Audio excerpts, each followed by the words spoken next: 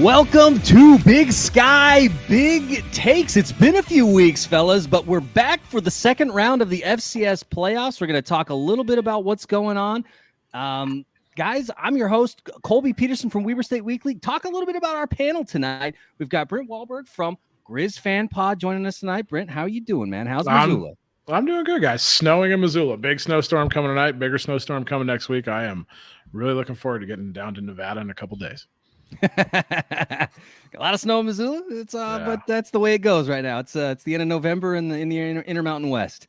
Also joining us tonight from the Montana Mint and our betting aficionado, we've got Montana Parlay to talk to us a little bit. Parlay, where are you at, man? Are you in the Midwest or are you home in Montana right now? I'm coming back. I just got back to windy Chicago today. Enjoyed. Didn't see Brent at the Bobcat Grizz game, unfortunately. You wouldn't want to see me there. I got to enjoy that game, and then I basically had to hunker down sick for a week in Montana. Had to extend my flight. I was supposed to fly back Saturday because I've got lots of work going on, and had to stay in Montana and fly back this morning. So I'm finally back. I'm probably about 80% right now, but feel a lot better than I did a week ago. Good. So. Well, you had a consolation prize, you know. It was a good showing by the Bobcats. Yeah. So, but guys, we're going to talk a little bit about the second round now because, you know, Brent's team and, you know, Weber State and the Montana Grizz both played last weekend. We were first round teams. And so for our first time since 2017, Brent, when's the last time the Grizz played in the first round? Was it 19 you guys played? 2019, I think it was. Yeah. Okay. Yeah. So couple of years for both of our squads to play in the first round, but here we are, and both squads have made it through. You know, a great comeback for the Grizz against SEMO, which, you know, Weber State's got some old beef with SEMO, and so I wasn't necessarily sad to see those guys go down the way they did. I tell you what, there's the Booster Club, and it actually came up the SEMO Weber State playoff game. And there was chatter that there was almost came to blows in the parking lot afterwards that people were so coaches and staff were so frustrated about the play. But, you know, true to form, Bobby Houck really liked the way SEMO played and liked their attitude and their chippiness. And yeah, they are chippy. They are. Yeah. But glad we came out on top. We were so flat in the first half and finally woke it up on a nice kick return. And who knows where the rest of the season's going, but it's great to at least send our seniors out with one more win in that wonderful stadium we got. Yeah, congratulations to Malik Flowers, right? Tied the NCAA record last weekend, held by Rashid Shaheed and some other folks as well. Yeah. But two Big Sky guys now at the top of the heap for all-time kicks, ran back for touchdowns in a career with 7. So congrats to him, man. It's a big achievement, and glad to see another Big Sky guy at the top of the heap. But guys, you know, Parlay, obviously the Bobcats did not play last weekend. You guys were the number 4 seed, well-earned, undefeated against the FCS. And, you know, only loss this year was to Oregon State, who I think also won the Civil War last weekend. So, you know, a quality, there's been some chatter this week about quality losses, right? Like, what's a quality loss? But an FBS loss that didn't hurt you all at all. And so the 4 seed, so just kind of waiting to see what would happen. So, guys, first round, any gripes you guys want to throw out there before we start talking about second round before we get started here? Probably you want to talk about your seeding? I mean, for those who followed me on Twitter, they know I'm not happy about it. And it's like, it is what it is. I mean, there's arguments to be made for the top 4 seeds in any order. The Bobcats did what they could with their schedule. You know, it's the unbalanced schedule in the Big Sky conferences really did them in because they didn't have an opportunity to get a good road win this year. 0. I mean, they held on for dear life against NAU, but that doesn't look great. I mean, it wasn't held against North. No judgments as a Weber State guy. No judgment. Hey, that's a tough, we did the same thing. It's a tough place. Tough place to play. It's 7,000 feet above sea level. Idaho doesn't feel that way. They blew them out. Yeah. But anyway, no quality road wins, but we went undefeated in the FCS. We made the national championship last year. Yep. We beat South Dakota State last year. That's right. And yet South Dakota State is slotted ahead of us. North Dakota State, who admittedly beat us in the championship, but again, it's a whole different thing. If that's held against us, why isn't South Dakota State's loss against us held against them? So it all of it is just frustrating, mostly because of two things. One, first and foremost, we have a very slim to none chance of hosting a semifinal, which, as Brent knows as a Grizz fan, is one of the greatest things that you can have. Like I got to witness it last year, and I would have loved to do it again. At the very least, I would have loved to go visit Nate, Hot Take Nate in Sacramento. If we could have played at Sac in the semifinal, I mean, if we can play at Brookings, that's fine. But pump the brakes. Sac's got to win a playoff game. Pump the brakes. Ahead of myself now, because the other thing, besides the fourth ranking and the slim to none chance of a semifinal at home, we got to play Weber State this week, and I'm pretty confident. My pocketbook says so. I placed some bets before the line moved, but at the end of the day, Weber doesn't have to travel. They're used to playing at Bozeman. Very used to at this point. They're very familiar. They're, in my opinion, Weber's a top 6 or 7 team in the FCS. They've only lost a close game to Sac State, number 2 in the country. They lost a close game at Montana State, and we have to play them in the second round. That's bullshit. Like, there's going to be some teams playing complete cupcakes this weekend. We saw some playoff teams last week that shouldn't have been on the football field last week. And here, Montana State has to play what could come down to be a coin flip game. I mean, I like the fact that we're home and that we've got guys back that weren't there last time we played. We'll get into that rematch again later on. But no, I'm not happy about regionalization or the seeding. It's all a bunch of bullshit. But at the end of the day, we just have to win our football games. So. Yeah. There you go. Yeah, and I'm with you. I wouldn't mind seeing regionalization go away, because this is one of the things that I have liked as a Wildcat fan, playing in the playoffs in the last few years. I mean, Weber State does not have a long and storied history in the FCS playoffs. So they've been few and far between pre-Jay Hill area. Only a couple of appearances. I think actually just one in like the honest to goodness true playoff form that we play now, and that was back in 2008. Brent remembers that well because they're the ones that ended that run. That's right. But now, there's an opportunity without that regionalization where teams get to come to Ogden, or, the Wildcats get to travel. In 2016, we got the opportunity to go to Chattanooga and play the Mocs in the first round. 2017, the chance to play Western Illinois in Ogden, which was our first home playoff game in school history. Have we seen Western Illinois since? No, we have not. But just those kinds of, opportunities, playing SEMO, playing Kennesaw State, playing Maine. You don't get that in the regular season, and the playoffs afford us that, and regionalization kind of kills it, because like you're saying, Parlay, the Wildcats have to go up the road and face the Bobcats again in Bozeman, which is a game that they lost about a little over a month ago to self-inflicted wounds, but also fantastic play by Tommy Malott and that running core. They just ran all over the Wildcats that day, because that's what they do to everybody. And it's kind of a bummer to see that in the second round of the playoffs, when I would love to see the Wildcats take a trip to a non-Big Sky opponent, but it's tough in the West because the Big Sky is it. And so when it comes to regionalization, unless something really weird happens, the Wildcats are, or a Big Sky team is probably going to face a Valley team or face another Big Sky team in the first and second rounds until things really start to slim and you play through the bracket. And it's not just me as a Bobcat fan. Oh, sorry, Brent. It's not just me as a Bobcat fan pissed off here. I think we've been doing this Big Sky Podcast Network for 4 years now. But the Big Sky as a whole, like Weber, should be able to play some of those other teams outside of a top 4, top 3 Montana State in the second round. The whole Big Sky should have an opportunity to advance more teams further in the tournament, because you've got, like I said, a top 6 or 7 Weber team that shouldn't have to run into a team like Montana State right off the bat. So sorry, Bree, go ahead. You're good, buddy. I already lost my train of thought with it, but I was just saying, you sound like us Montana fans last year, and we were just pissed that we had to play Eastern Washington in the second round. Yeah. But we took care of business. Similar situation, so you guys right? just take care of business. Yeah, that's all you got to do. I will say that first game against you guys on ESPN2 instant classic. What a game. Like, I'd go back and watch it again today, which may be painful for you, Brent, as the guys that came up just a bit short, but man, what a football game. It was incredible. Oh, the regular season Eastern? The regular season game, yeah. I mean, obviously you guys got your revenge in the second round. I mean, we just talked about Malik Flowers. I mean, that was Eastern was looking like they, had us, and Flowers takes a kick back, and I can't.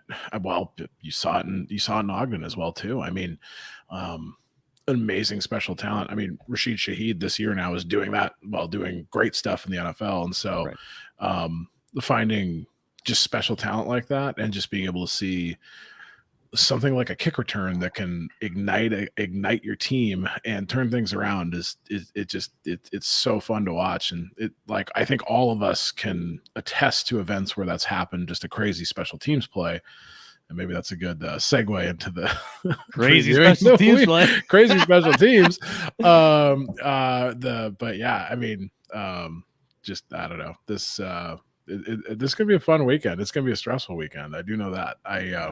I bumped into a loyal pod listener who both her and her husband are Cat fans, MSU alumni. I think they're both, born and raised in Montana, but they live here in Missoula now. And they're pretty nervous about this game, you got as Cat fans. They are echoing your sentiments. They're quite nervous about this. So, yeah, it's going to be an interesting one to watch. Weber can throw it a little bit. They've got we'll get into the game, but it's not an easy matchup. The line moved from 4.5 to 7.5. I thought 6.5 was fair, but it shouldn't be a 7.5 point spread. Yeah, we'll have to see. But guys, let's dive into it now. So we talked a little bit about the first round. Let's get into the second round playoff matches in the Big Sky. So let's tee it off with this Big Sky on Big Sky matchup where the Wildcats do a fairly good job. There were some problems in the second half, but it was enough to overcome North Dakota last weekend in Ogden to survive and advance. Got a little bit hairy there in the fourth quarter because the defense had to save the Wildcats. They got fairly conservative on offense after they had built up a good lead. And so it was down to just 7 points. The defense had to make a stand in the fourth quarter. They did that. The Wildcats get away with a 7-point victory, but there are many weird things in that game. I'm sure you guys saw the fumble that looked very much like an incomplete pass to me, which cost the Wildcats 7 points. But I enjoyed Chappie's replay of that. Yeah, that was funny, huh? Yeah, Weber do that. If you guys haven't seen it, go look at Dustin Chapman. He's a Weber State fan. I did the sort of like a John Boy style video of that forward fumble, I guess, what we're calling it here, and pretty good. What was the moment the ESPN guy's like, this looks like it's close? And he's like, no, it's not. It really isn't. This might be a fumble because it's not. Yeah. I had North Dakota plus 11.5 to finish out a parlay, so I was pretty happy. Oh, okay. There you go. So I took the points and North Dakota, and I did that, and it looked like a blowout. Yeah, and I took I think I took the points with SEMO too. So glad you guys didn't, blow out SEMO, Brent. But that won me some money. So I had a 2-leg parlay there. Got the win. Didn't beat the spread. Yeah. Right. Fine, fair enough. Yeah, Colby wins, the Wildcats win, and it's all good. There we go. But like you said, guys, a rematch of a really tough game up in Bozeman earlier this season. I mean, the Bobcats are on an absolutely they lead the country right now with their home winning streak of 18. Is that what it is? Did not know that. No, but just an 18 straight home games. 18 straight home games won at Bobcat Stadium. So quite a streak they've got going there, and that obviously extends well beyond just this season and last. So Brett Vegan inheriting some good vibes from the Jeff Choate era, but also doing his best to keep that streak going, and they've done just that.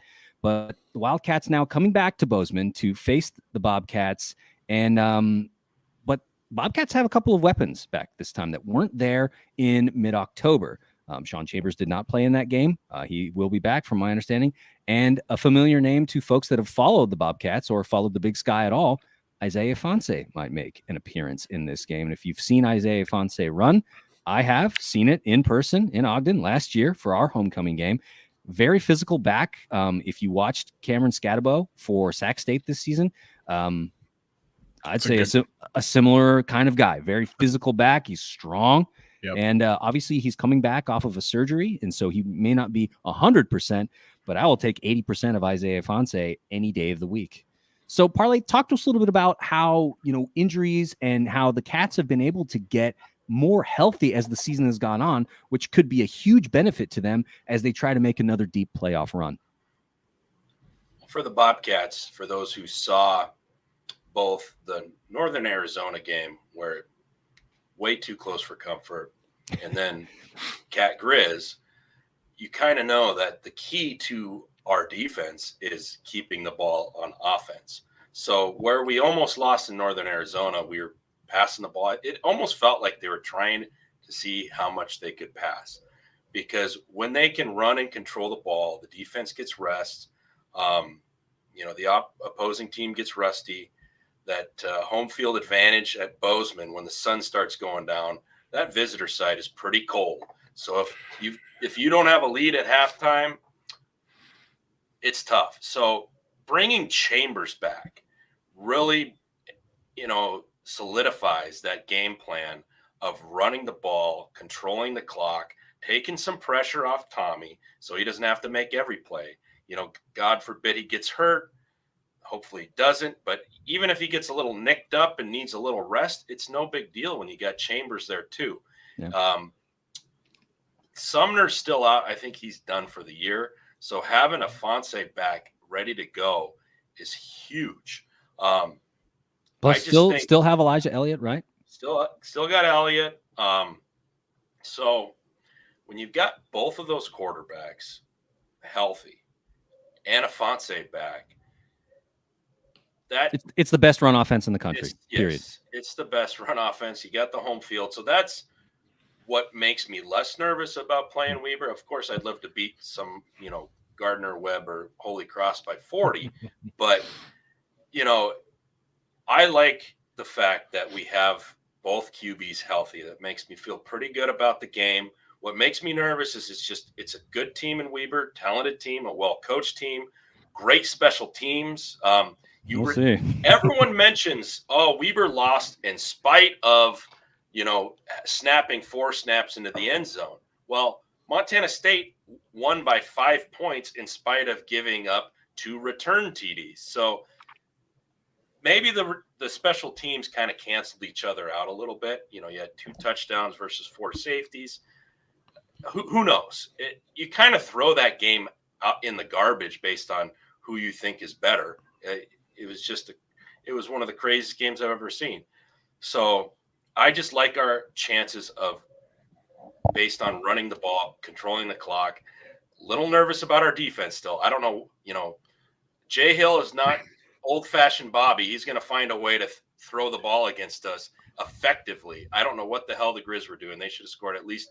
I don't know if they ever would have stopped us in that game, but they should have put up 35 points easily.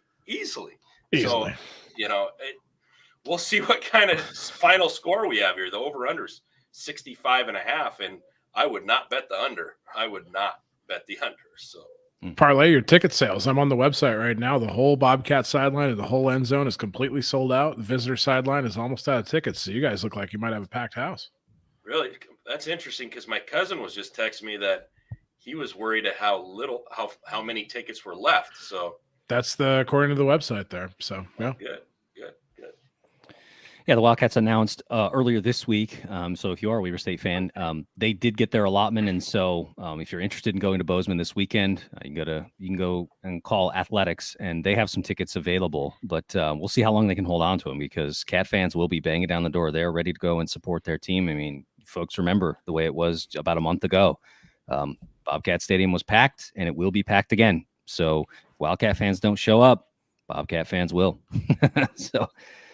But let's talk a little bit about, we've talked about special teams. We've talked about the run offense of the Bobcats, which, from what I saw last weekend 2 weeks ago with Cat Grizz, having Chambers and Malott together in offensive sets is just such a tough thing to deal with. And we'll see what Coach Jay Hill and his staff are able to do, because they didn't necessarily contain Tommy Malott when they played him last. Malott had some really big runs, and I think credit to the Bobcat wideouts. They did a great job of blocking downfield and giving Malott that opportunity to get that extra yardage.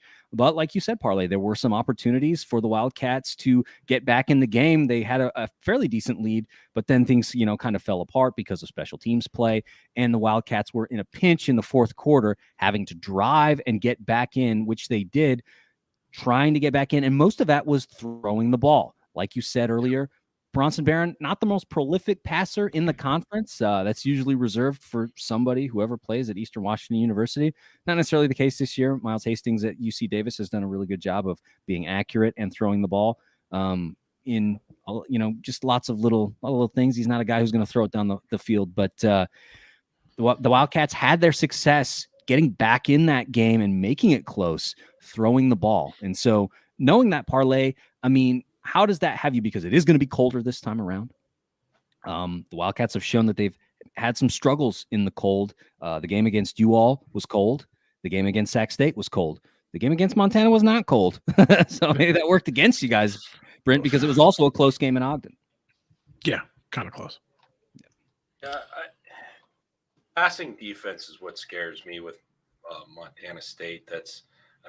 Cal Poly cut us up for 28 points. Northern Arizona almost beat us. Teams can pass against us. We've got to get pressure, and I don't know how well your QB is at evading contact and evading pressure. That's where we were getting killed against Northern Arizona. So, we get guys in the grasp, they get out. We can't hold the coverage. Very few teams can, and I think two of those plays on the final drive that ended in a big drop by Weber State were fourth down conversions. Yeah, they're up against the wall, right? They had to throw the ball to get something to happen. And a couple times they converted, but they fell just short. Yeah. So, I'm looking at the weather. It's going to be warmer than Cat Grays. It's going to be 27 for a high, very little wind. And honestly, I learned my lesson a long time ago with weather betting that the only thing that really affects things is like torrential snow and rain or wind. Cold weather with these new turf, like you get the sun shining on that field turf, it doesn't really affect the players that much. You might get some of these QBs from south that hate the cold. Maybe like they always worried about Joe Burrow having small hands or whatever. If you got a small hand, you can't grip the ball in the cold. Who knows? But overall, you see time and time again with the modern clothing, the heaters on the sideline and the field turf, 20 degrees isn't going to slow down an offense. Not at all. If anything, it keeps the defense from wrapping up. Yeah, it's 30 degrees in Ogden right now. So, both teams are practicing in similar weather. Yeah. Yeah, and that's definitely a factor, right? Because Bozeman is a little bit higher than Ogden. Ogden, Stewart Stadium sits right around 4,700 feet. I think you guys are 5,200 up in Bozeman. Yeah, and so it's like it's very similar. There are lots and lots of things that are very similar, and I think that probably the way that it works is this one comes down to coaching, just like so many of these tough matchups do when we get late into the playoffs. Now, of course, we're talking about the second round, but as you've noted, Parlay, this is a game that easily could have been played in the quarters. And no one would have batted an eye, right? Because it's two great teams playing each other. It just so happens to be in the second round. And so it's going to come down to coaching and good quarterback play. That's usually the two things that will get you further in the playoffs than anybody else. You can have a lot of things, but Brent Vigen has shown that he's a great coach. He's not just riding on the laurels or riding on the coattails of Jeff Choate. He's a great coach in his own right. But we did get news this week that your defensive coordinator would be out of the game due to some off-field issues. How much does that have Cat fans worried? Or is it like, listen, Brent Vigen knows what he's doing. We are missing our DC, but it's not that big a deal because the guys know their assignment, and this is an opponent they've faced before. I don't know enough about the full staff, like who his underlings are and how much they call plays or how active they are or how active Vigen is with the defense. I think back to like my little guy football days, I'd handle the defense. My dad would handle the offense or vice versa. I coached with my brother, same thing. And, one of us could step in. Obviously, it's a completely different thing when you're playing Division I football. But I would think, the players know the schemes. They've played Weber before. it shouldn't be that big of an issue. I don't want to make light of this situation because why are you driving? When there's no reason to drive, and speeding down Main Street in Bozeman. I mean, he's lucky no one got hurt, but from someone who went to Montana State, I'm surprised he was caught, because usually the Bozeman Police Department puts all their effort into stopping you from carrying a beer from bar to bar rather than driving drunk. So a little surprised someone got a DUI in Bozeman. But anyway, it's not a good situation for him. But I think the Bobcats will be fine defensively. Like I said, our defense hasn't been our strength, so it's not like it can get a whole lot worse.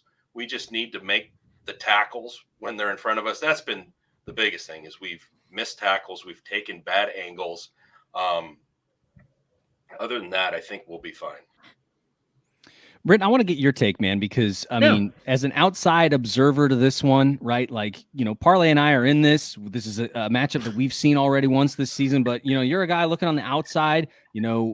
How do you see this? Like, where do you think the game lies as a guy who's just a neutral observer watching a good playoff game? Yeah, it's interesting, and this is a weird small sample set, and I'm sure people can bring up a whole bunch of other examples where this doesn't actually line up. 2019, sitting here in the quarterback club dinner with Bobby Houck, and we're getting ready to go play Weber State, a team that you guys had walloped earlier in the season at Wash Grizz. Yeah, we just just put it to him. And Bobby gets up in front of the crowd and he says, well, he says a lot of things, but one of the points that he says is, he's like, in my whole coaching career, I'm going to get the numbers wrong here, but the total numbers, but he's like, I have played in 15 games, be it playoff or bowl related, where my team has had a rematch against another team. In those games, only once has the same team won both games. Now, granted, that's a sample size. It's just him. Bobby's not coaching in this game because he's got his own one to worry about, so who the hell knows? But, I mean, he was talking about assistant coaching, all sorts of stuff. Unlike basketball or baseball or other things like that, like it's incredibly hard to beat the same team twice, and it's rare to actually have that matchup in a football type of season. Yeah. And, I mean, we opened the show with this. Eastern Washington last year, they put it to the Grizz. Well, they didn't put it to the Grizz. They beat us. It's overtime. I mean, right? They beat us last year, and then we put it to them in Washington Grizzly Stadium.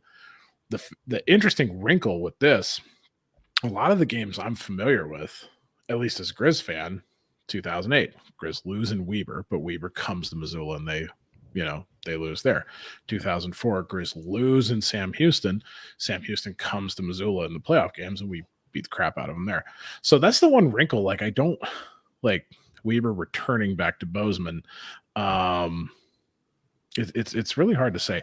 The thing is, and you haven't really touched on it, but I mean, I assume we're going to see a lot more of him where he wasn't there. Like Josh Davis, running back for Weber State, is healthy as can be, right, at this point in his whatever season, but like he played okay against North. I mean, I think he adds a little bit of a dimension.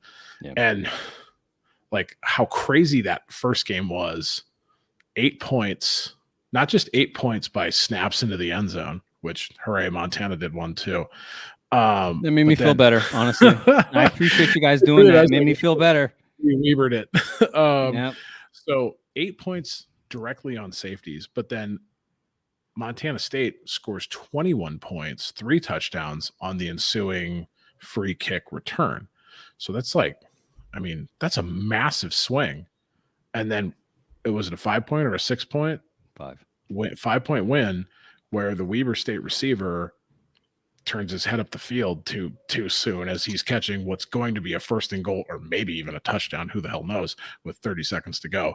So for all the things that went wrong, it was right there. I just can't imagine that Weber's receivers are going to drop 10,000 passes like they did in that game? Maybe not. I don't know. Yeah, I mean that's Colby, a problem. That's a thing that has plagued the Wildcats in recent weeks, right? Where there have been lots of very catchable balls, but just haven't been able to haul them in. So it's been a little bit of a problem. I honestly, I think it's gonna be a great game. I think it's gonna be a battle. These are two great coaches that are doing wonderful things with what they have. Jay Hill is established. Vegan is showing that as he puts more of his mark on the Bobcats, that they are doing awesome stuff as well too.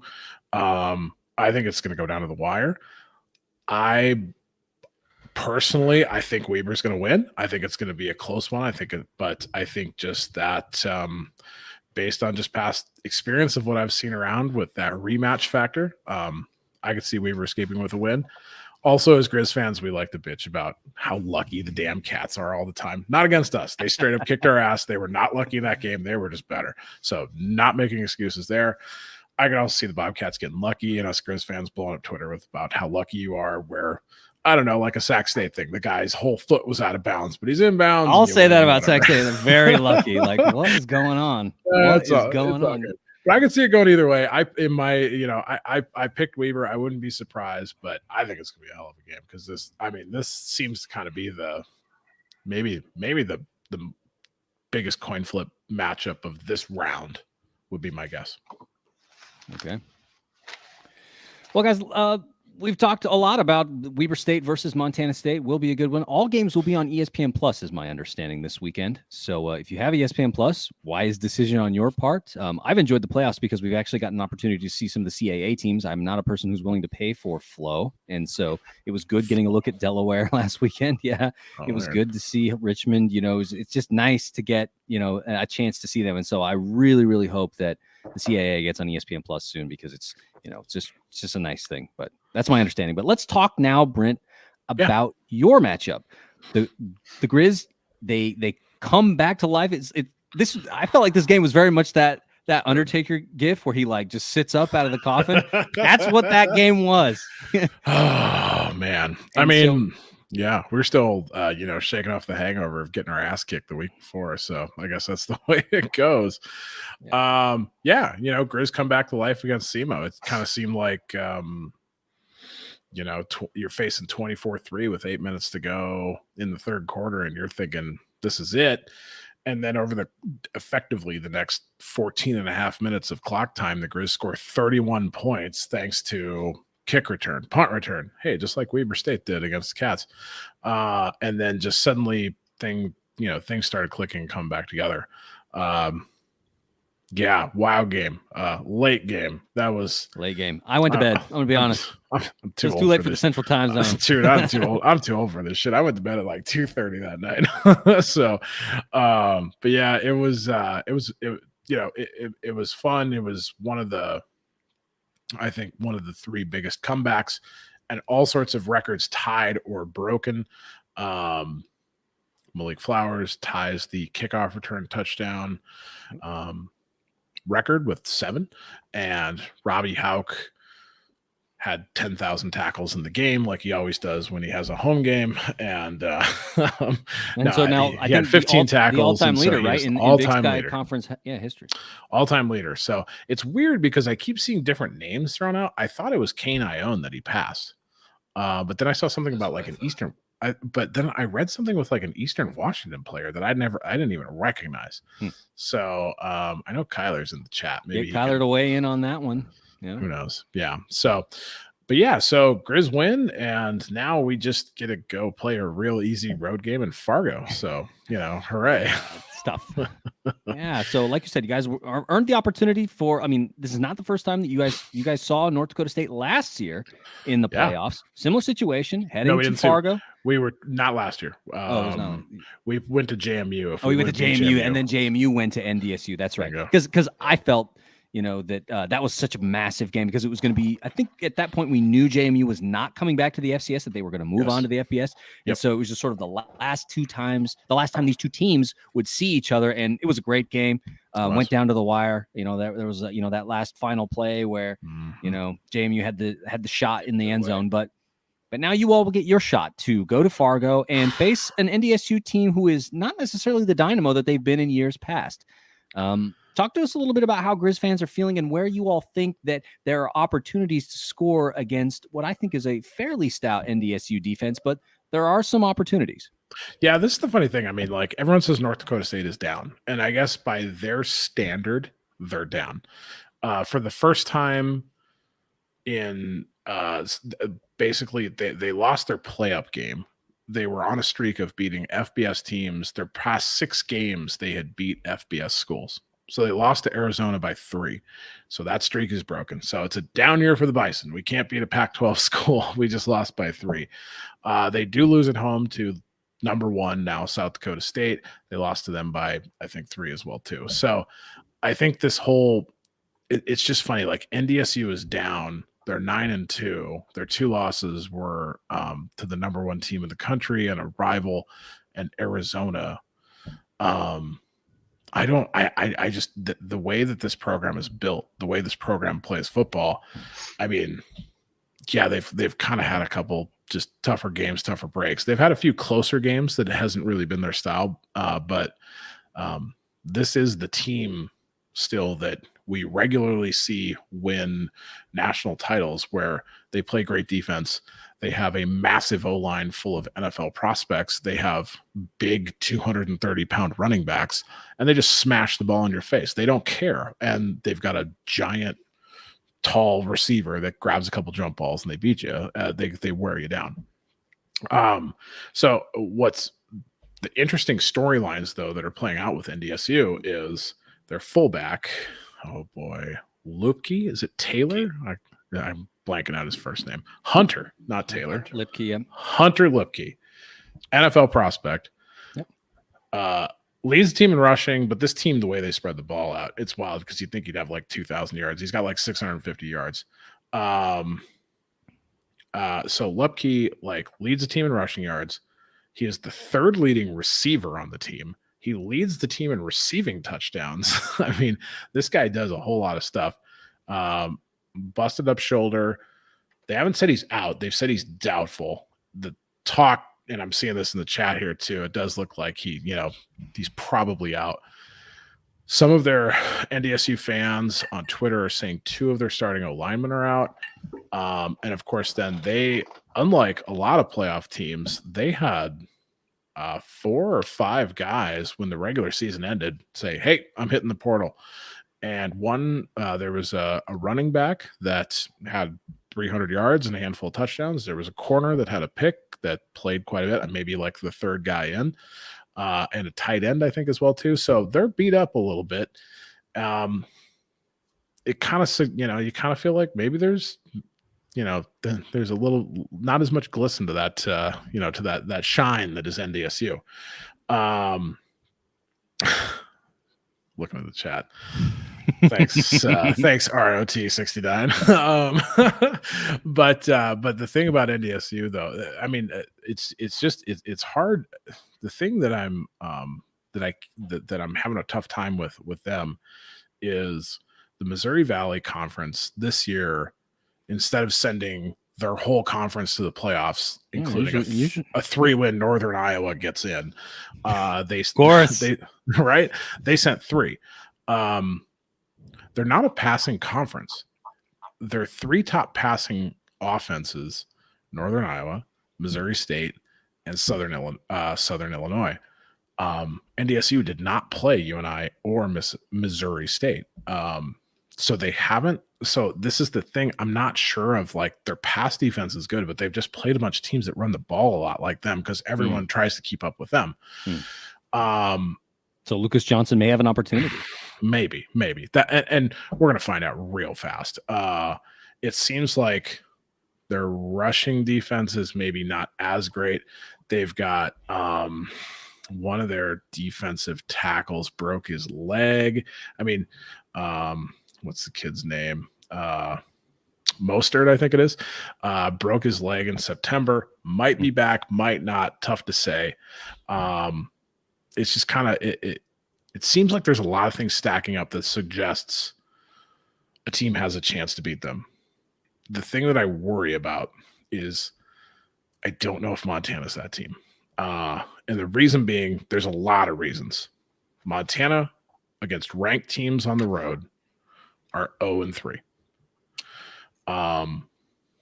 Close games though. Well, two of them. All right, good call. Two of them. Sack and Weaver. Yeah, right. Yeah, probably. It's like, yeah, no, that was. He's like, yeah. What about the third one? Like, we know about that. What about the third one? I mean, if you average that out, it would suggest Montana is going to lose, 35-21, give or take. And honestly, like that sounds like something I would expect. I don't know. It's hard to think that all of a sudden an NDSU team that has won all these national championships and has 2 losses and a couple close games is all of a sudden hot garbage, and a Montana team that was literally the last team in on the playoffs is going to go on the road in Fargo and just beat these guys because we can. This has been a challenge. We've talked about this. I'm sure everyone that's listening and watching on this subscribes to every 4-Hour Grizz Fan pod that drops every Monday religiously, right? But we've talked quite a bit, like the identity of the Montana offense is still completely unknown. Our Marcus Knight transfer portal. Just hit the transfer portal, yep. Nick Osmo arm in a sling at the end of the game last week. Which is a bummer because he was such a big factor as they went down the stretch. Having Nick Osmo coming out of the backfield was big. Yeah. And now to lose him, that hurts. So it's like, Montana needs to rely on, and Lucas Johnson at quarterback gets hurt in the Idaho game, gets knocked out of the Sac State game, gets hurt in the Eastern Washington game, gets hurt again in the MSU game. So it's just like, how healthy is this guy? Can he handle what the NDSU defense is going to present to him? Because you need to play your best game of your whole career against them. And it's going to be really tough to imagine that a guy that's so banged up through this year is going to be able to do that, especially without his 1 and 2 running backs. So does that mean, and again, we've talked about it on our pod quite a bit, Montana has what we believe to be pretty darn good skill that is generally underutilized in the passing game. But maybe that's a product of, it's tough to say. Is it a product of coaching? Is it a product of the quarterback?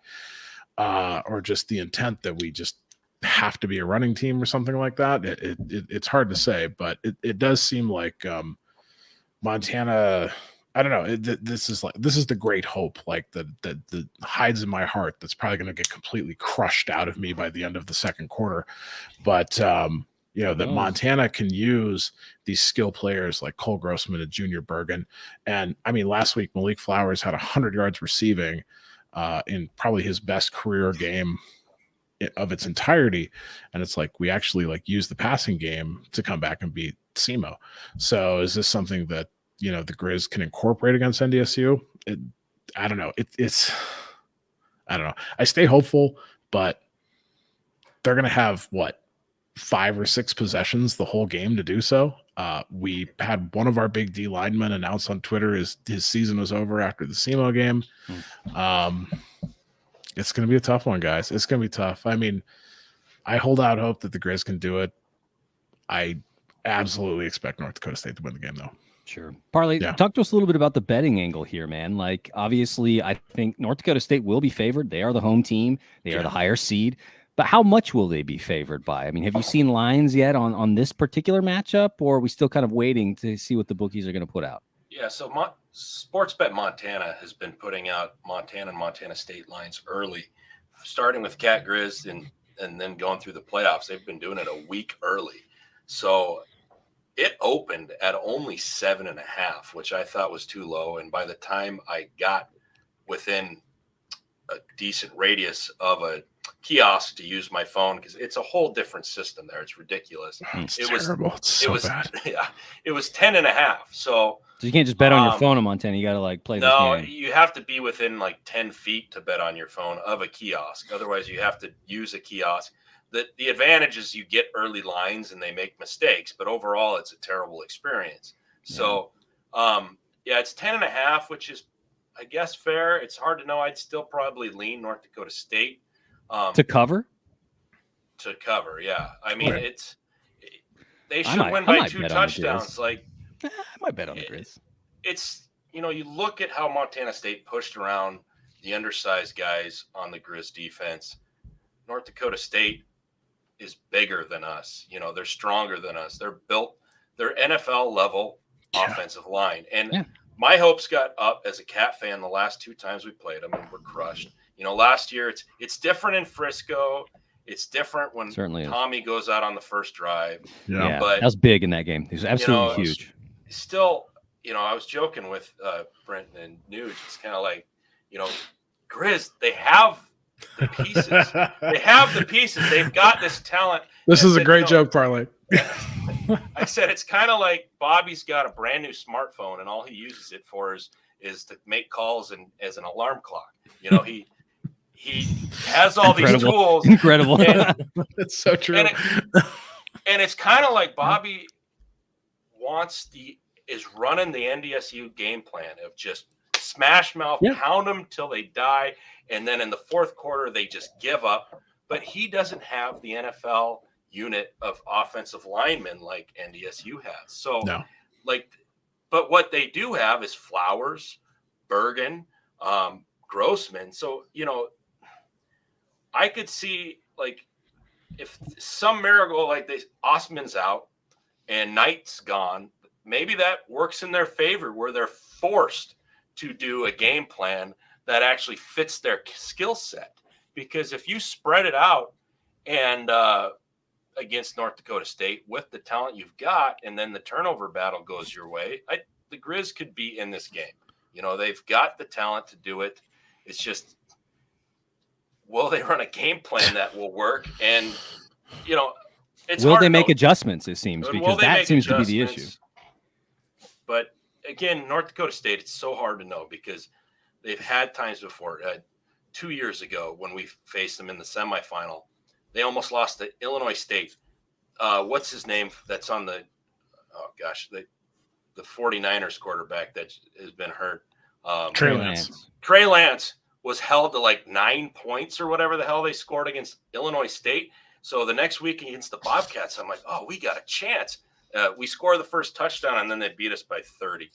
So it's so hard to know. Listen, we were on the other side of the bracket getting the doors blown out by JMU. Don't feel bad. Yeah. They play these close, weird games in conference to shitty teams like Indiana State. Southern Illinois, they were losing in the fourth quarter, and yet which is a team that Montana handled earlier in the season on the road.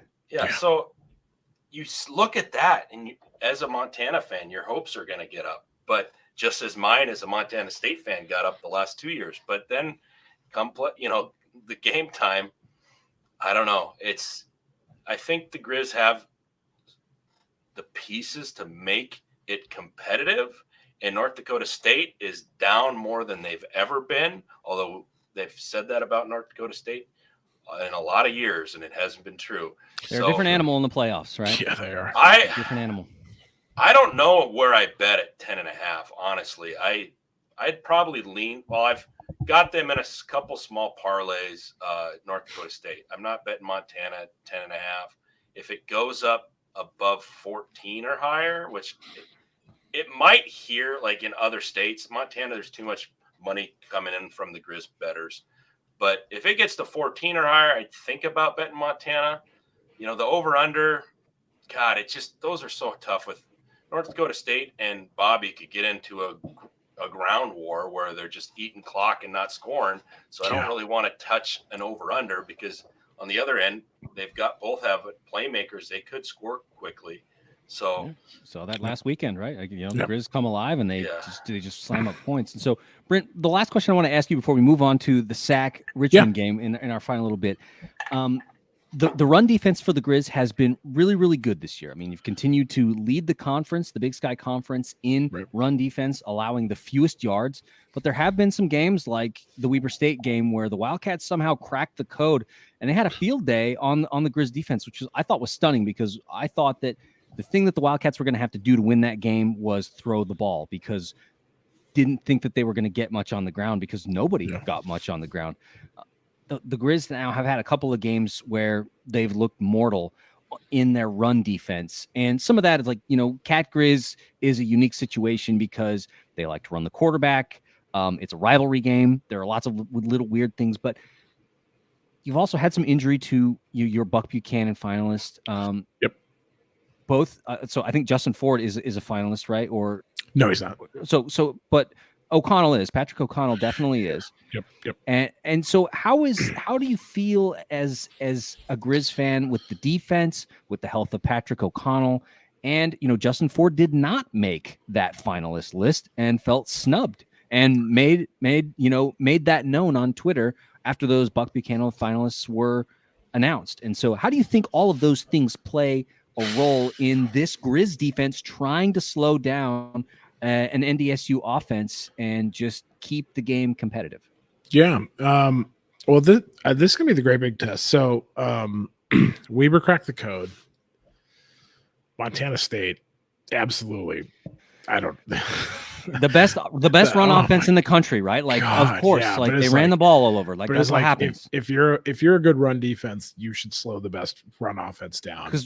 We were number 2, and they ran 350 yards on us. You know what I mean? So that outside zone, it's a different animal, and that's like the thing. It's been funny. Me on Twitter. There's like 51 weeks out of the year where I'm a decent Twitter follow. Unless if you don't like the Green Bay Packers as well.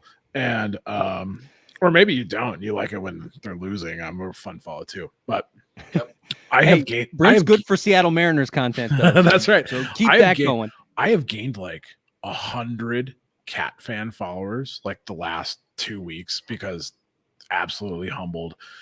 Said some stupid stuff one night after a long Grizz pod. Apologized for it because I'm an idiot. And then all of a sudden I got like all these Cat followers. I got all these new followers. I pulled up and all their likes are like touchdown Tommy, blah blah blah. It's like, oh my god. And I'm sure they're wonderful people. So that Cat game was such a weird animal. But I've had a lot of them tweeting at me, be like, how do you think the Grizz can hang in this? Because look what the Cats did. But NDSU's run offense, now, granted, it's on film. I imagine they're going to try it. But NDSU's run offense is power, A-gap, smash, smash, smash. Very, where very Cats are stretch, So it's kind of one thing where the Montana defense was absolutely decimated by the Cat offense. Will it happen again against the NDSU offense? I mean, maybe. Because like you said, it's a very straightforward offense, right? Like you said, A-gap, we're going to run it up the gut. Yep. And I think that's a situation where, I mean, that's Montana's strength, right? Like they're really good at stopping that. It's like stretching it out and trying to contain, that's tough. I mean, everybody has a problem. We have the first team all-conference tackle in Alex Gubner. Maybe one of the best defensive tackles in the FCS. Didn't have a good game against Cats, but they didn't go at him. So, that makes that easy. Like you said there, Colby, Justin Ford snubbed on the Buchanan list. When you're a corner and no one throws you the ball, you're not going to get on the Buchanan. And Maxwell Anderson, and feeling the same way, right? Right. Yeah. His name is, but but this Montana defense, this is the fascinating big picture of this whole thing. So if you go back and you look at Bobby Houck's first stint with Montana, 2003, not the best. 2004, we get all the way in the national title game, and we meet who? James Madison. And what does JMU do? They've got a giant D line and a giant O line, and they own the line of scrimmage, and they kick the crap out of the Grizz in the second half. And Bobby comes back and says, we got to blow this up. It's not skill. It's not finesse. It's run. It's trenches. It's power. And so 05 kind of sucks because we're in a rebuild. And then 6 gets a little better and 7 gets a lot better. And 8 and 9, we get back to the national title game. Bobby moves on. So when he came back here, what he wanted to do immediately was recognize what is the winning formula. And it's super damn easy as North Dakota State.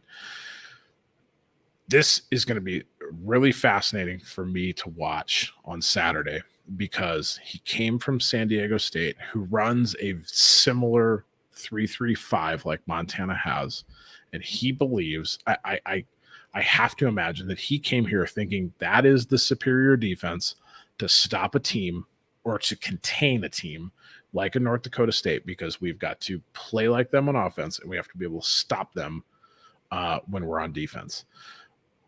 I don't know. Patrick O'Connell got dinged up again. He was kind of playing on one leg in the second half of that SEMO game.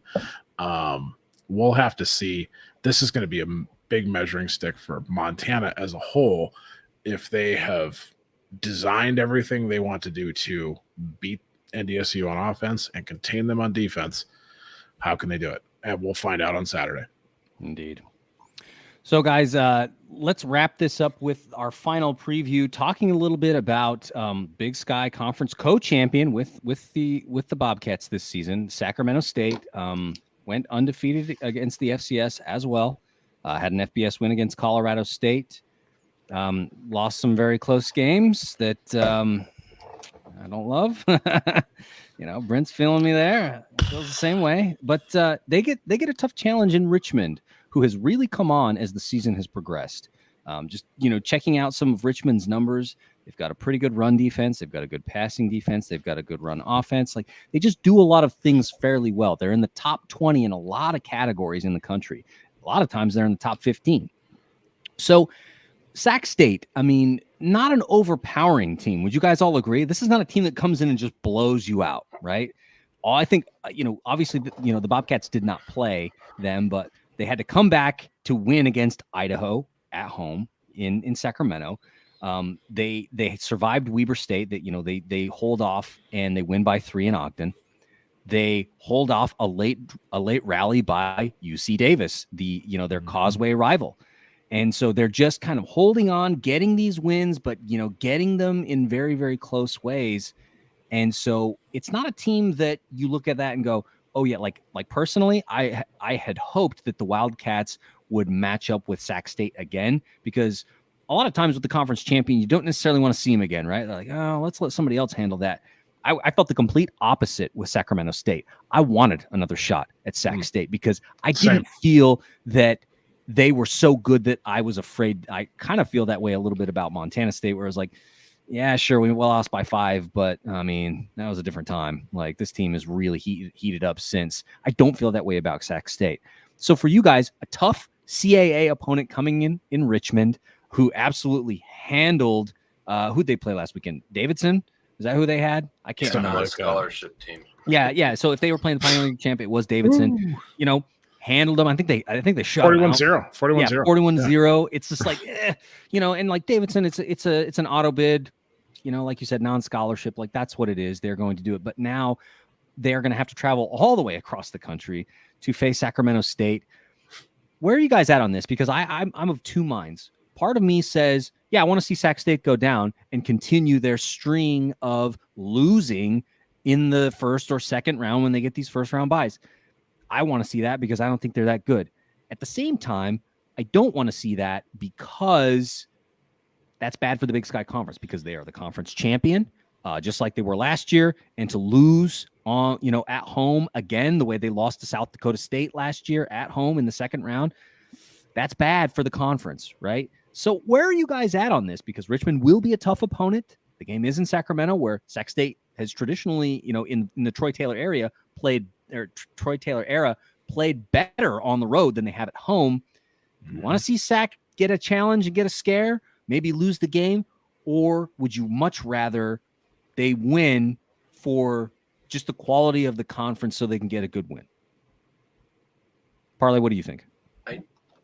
I want them to win. I think okay, it's going to be a tough one. Richmond going from Davidson to Sac, it's night and day. It's like scrimmaging the JV team and then playing an actual playoff team. So that can be tough, going from that bad of opponent to a good one.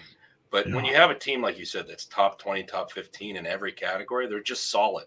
So towards the end of that game, if it's close, those demons are going to be haunting Sac State. They're going to be it's going to be impossible for Taylor and everyone else not to be thinking about the last 2 first-round exits. But overall, to go back to my rant on Montana State getting shafted in the seeding, like I think Sac State losing their first round the last 2 years is a big reason why it couldn't have been Sac State, Montana State 1 and 2 overall. So we need some of this respect across, so everyone doesn't say, oh, South Dakota State, North Dakota State, they deserve it. We want the Dakota marker rematch. Like the Big Sky needs to advance teams deep. I think because the committee, what I don't care what they say, they think about past years. They do. I think they absolutely do. Oh yeah. And although it didn't matter against South Dakota State with Montana State, only mattered with us in the championship. Anyways, I don't need to say that anymore. Salty cat fan. Salty cat fan. I want them to win. I feel like they could come. It's going to be one of those momentum games. If they come out strong and take care of business early, they'll be fine. If they let Richmond hang on, or if Richmond gets a quick TD, gets a turnover, those demons are going to be haunting them from the last couple of years. And I believe that's what happened at the Austin P game is they came out and smacked them in the mouth early. South Dakota State smacked them in the mouth early. Sac State tried to recover in the second half, and it was too late. And granted, I don't think Richmond is anything like South Dakota State last year. Mm-hmm. But when you get down, you're coming off a bye, and you get down early, and you're thinking about those last 2 years, those first-round exits, everyone's making fun of you. It's hard not to tense up a little bit, So I think the spread should be this is a spread that won't be released till the day of. I have it at 11.5. My brother and I guess the lines every week. He thinks 8 points. So it should be, Sac by more than a touchdown, if not double digits. But again, Richmond is no slouch. They're according to the committee, the strongest, if not the second strongest conference in the nation this year. So yeah they've they lost a close one to William and Mary, and this is a good team. A field goal at Elon early in the year, and they put up 17 points against Virginia early in the year. So other than that, they pretty much dominated their schedule. So it'll be fun to watch. There's, I wish the games were spread out a little more this weekend. They're kind of condensed. Yeah. So I'll say this: if Richmond gets double digits, if they get a double-digit spread on Sac, I'm betting it. I'm betting it. I'm taking the points. Brent, I'll give you the final word here, man, before we wrap up. What are your thoughts on this Sac State-Richmond matchup? Like we said, with the history, with where Sac State's at right now, with where Richmond's at coming in, how does that leave you feeling as an outside observer of this team, having played them earlier in the season to an interesting ending, we'll say? Yeah. I think Sac's in trouble here. I think you look at this Richmond team, they average almost 300 passing yards a game. They have the best rushing defense in the CAA. Yes, I know. 120 per game. 120 per game is not nothing, though. That's 12th in the country. And they have the third best passing defense. They are a good defense. They have played road games, at Virginia. Granted, I doubt that crowd was like super amped up. At Elon with a double overtime loss. At Delaware, where they won, and Delaware I think is third or fourth usually nationally in terms of attendance. And then, you look at like this kind of run that they had where they had a 3-game stretch where they played playoff team New Hampshire, playoff team Delaware, playoff team William and Mary, went 2-1 over that stretch, get into the playoffs, absolutely smoked Davidson. Richmond is a damn good football team. And I think the more I look at them, the more I would not be surprised if they come in there and pass all over Sacramento, who their defense has just shown this kind of up-down streakiness oddity. And, sometimes, the having that week off isn't always the best. And is that something where does Sac get healthier, or do they come out sluggish? And does Richmond come in there and just, fire away and put some points on the board? The Grizz showed this in their game that when you take away, because we'd stretched it out a touch and we'd forced Sacramento to keep Asher O'Hara on the bench more often than not. and have Jake Dunaway throwing the ball more often than not. Wish we could have got that. God, that's not what we got. They're not as good. I mean, you know, and so it's Jake like Dunaway is not as good. He's not as good. I mean, I know Big Sky voters put him right there with the McCaffrey kid, right? But I mean, he's a good QB, but he's not like the top tier of Big Sky Conference quarterbacks. And if you can force this SAC team, he's not top 5. Not by a long shot. No, and you know, I wouldn't say he's as good as future Grizz RJ Martinez. So. Did I say that? Oh man. Oh, weird. So I think, God, I don't know. I have a strong feeling that I think Sacramento's inability to win the playoffs continues yet again. I think in a broader picture, I think like 3 seeded teams lose this weekend.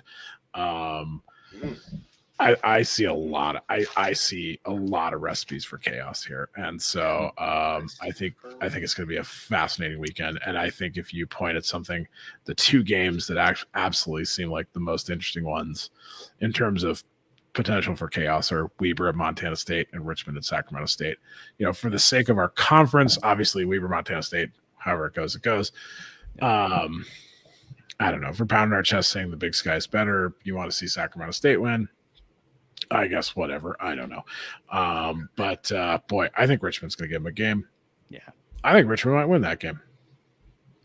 I agree. That's what I'm saying. If Richmond gets double-digit point spread, I'm taking those points, man. Yeah. Slam that in a parlay somewhere because, my goodness, I think it'll be a much, much closer than that. Agreed. So, okay, guys, appreciate your thoughts here, man, on our 3 Big Sky matchups this weekend. Like you said, games are pretty condensed, but they will all be on ESPN Plus. And so if you've got a couple of TVs or if you've got an Xbox, if you can get the multi-screen going, you might as well do that because there's going to be a lot of good football being played this weekend. Plus competing with the United States playing the Netherlands. Man, I'm 7 a.m. It's early. It's 7 a.m. Okay, all right, yeah, I'll be good. I'll be good. Early. Yeah. All right, I'll be good. You'll be fine. I'm in great shape. Yeah, it will be. So I want to thank both, Brent Wahlberg from the Grizz Fan Pod and Montana Parlay from the Montana Mint. Guys, we're both all of us from the Big Sky Podcast Network, and so we really want to appreciate shout out the FCS Fans Nation giving us an opportunity to do the show here on their Facebook or on their YouTube channel. If you want to check out the Big Sky Podcast Network, please check out Grizz Fan Pod. Check out Weber State Weekly. Check out our good friends at Tubbs at the Club. Check out the Cat Fans, the R&R Cat Cast, talking a little bit about the Montana State Bobcats. Who am I missing? Eagles Power Hour, which is a member of this FCS Fans Nation network. Am I missing anybody, guys? Those are the ones that matter the most. Those are the ones, yeah. Casey just announced that he's not doing NAU sports show for a little while, so but that's what it is. But want to thank you guys. Thank the FCS Fans Nation guys. We'll wrap this one up. Big Sky. Find me on Twitter. I'll make my picks. Oh yeah, find Parlay on Twitter because he's and also 4-0 follow him on last Instagram. Week. 4-0 last week. Follow him on Instagram. He's been posting some good stuff lately. So follow those boomer lives he's been doing. Hey guys, real quick. I'm used to 4-hour podcasts. So what do you do? What do we do for the next 3 hours? Yeah, this is a long podcast for me, Brent. I try to keep it around 50 minutes. Big Big Takes is normally 30 minutes, and we're pushing an hour 10. I love it. This is Grizz Fan Pod territory. This is great. But thank you to guys. Thank you to all the partners that make this happen. Really looking forward to this weekend and to some FCS playoffs. I'll wrap it up like I always do, man. Big Sky, and it's going to be big takes. Sayonara, guys. Go Bobcats. Oh, he said it.